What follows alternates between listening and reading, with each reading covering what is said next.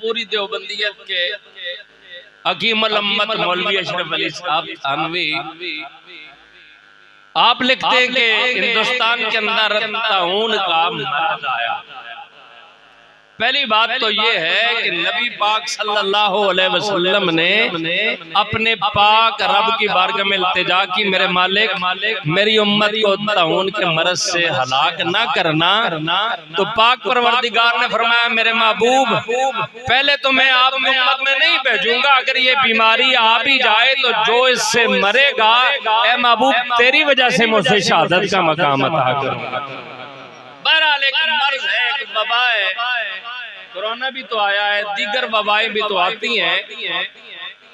مولوی اشرف علی صاحب تھانوی لکھتے ہیں کہ جب ہندوستان کے اندر بہت ساری اموات ہو گئی طاعون کی وجہ سے، لوگ مرنے لگے طاعون کی وجہ سے، تو میرے ذہن میں اللہ نے یہ بات ڈالی کہ جب لوگوں پہ مشکل وقت آ جائے، مصیبت والی گھڑیاں آ جائیں تو لوگ حضور کی شان میں قصیدے لکھتے ہیں، حضور کا ذکر چھیڑتے ہیں اور اللہ ان پہ مہربانیاں فرما دیتا ہے۔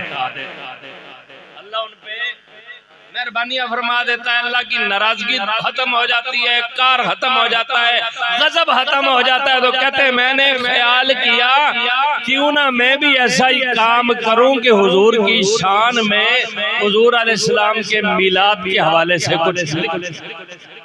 ان کی ایک کتاب ہے مواعظ میلاد النبی، ہماری لائبریری کے اندر موجود ہے۔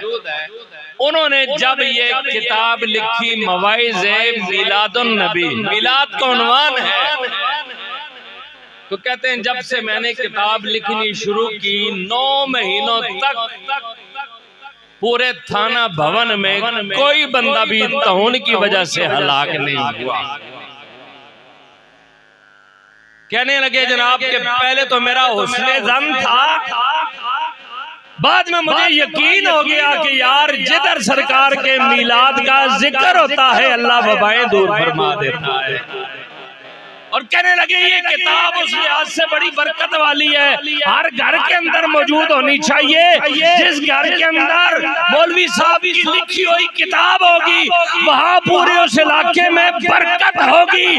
ہم کہتے ہیں تو اگر پین سے کسی کاغذ پہ میرے نبی کا میلاد لکھے، ہواؤں